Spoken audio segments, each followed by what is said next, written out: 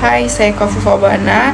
Di video kali ini dan kesempatan kali ini saya akan sedikit menjelaskan dan membedah metode untuk peningkatan kinerja karyawan yang saya pilih, yaitu dengan menggunakan metode Behaviorally Anchored Rating Scale.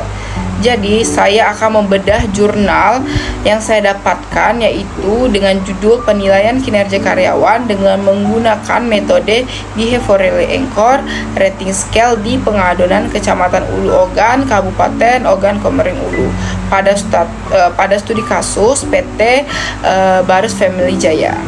Jadi PT Barus Family Jaya ini memiliki karyawan pada saat ini itu sebanyak 36 orang.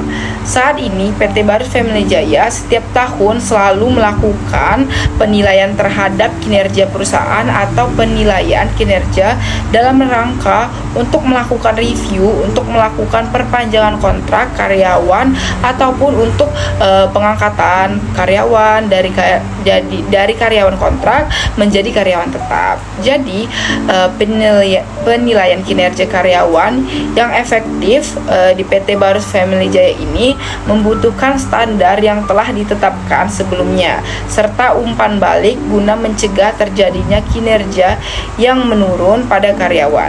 Dengan melakukan penilaian kinerja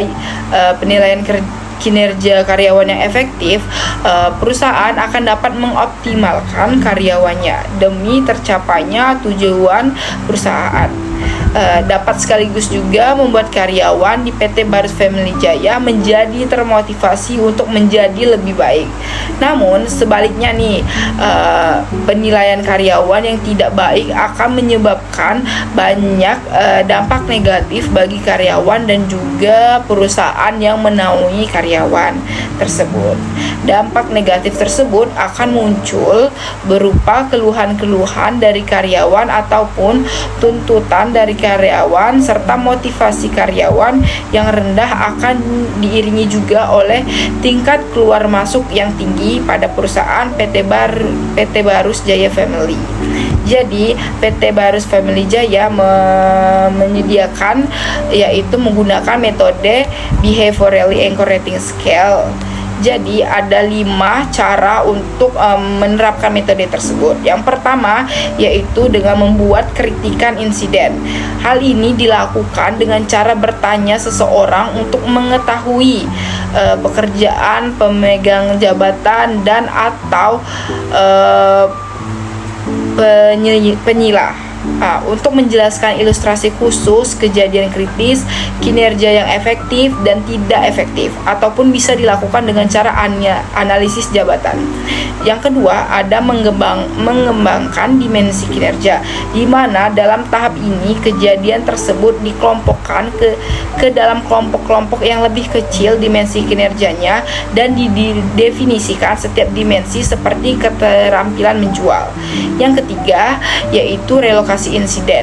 Kelompok lain dari orang-orang yang juga mengetahui pekerjaan ini kemudian mengalokasikan kembali kejadian kritis ini dari awal. Mereka membuat definisi pengelompokan dan kejadian kritis dan harus menugaskan kembali setiap kejadian untuk kelompok yang mereka anggap kelompok itu paling sesuai.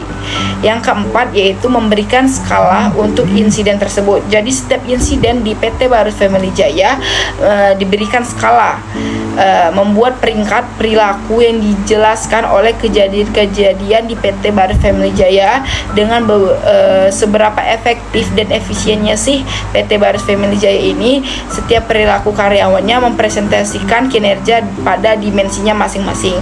Dan yang kelima atau yang terakhir dengan cara kembangkan instrumen final. Pilih sekitar 6 atau 7 karyawan PT Barus Family Jaya sebagai jangkar perilaku dimensi tersebut. Jadi berdasarkan hasil analisa yang telah dilakukan terhadap seluruh data yang diperoleh, maka dapat diambil kesimpulan. Yang pertama, penilaian kinerja karyawan menggunakan metode Behaviorally Anchored Rating Scale sudah dilaksanakan PT Barus Jaya secara efektif. Dengan metode Behaviorally Anchored Rating Scale, perilaku kerja karyawan dapat terlihat secara terperinci sehingga kemampuan memberikan gambaran terhadap kinerja karyawan selama periode tertentu. Yang kedua, jumlah pekerjaan yang diberikan kepada karyawan. Hasil penelitian menunjukkan karyawan mampu menyelesaikan seluruh tugas dikerjakan dengan baik. Yang ketiga, karyawan PT Barus Family Jaya mayoritas memiliki kualitas pekerjaan yang baik dan akan mengerjakan apa yang ditugaskan oleh perusahaan. Setiap pekerjaan mampu diselesaikan oleh karyawan tersebut sesuai dengan yang diharapkan oleh perusahaan. Jadi mungkin itu sedikit penjelasan atau pembedahan metode yang saya pilih, yaitu metode Behaviorally Anchored Rating Scale pada studi kasus PT Barus Family Jaya. Saya mohon maaf apabila ada kesalahan. Wassalamualaikum warahmatullahi wabarakatuh.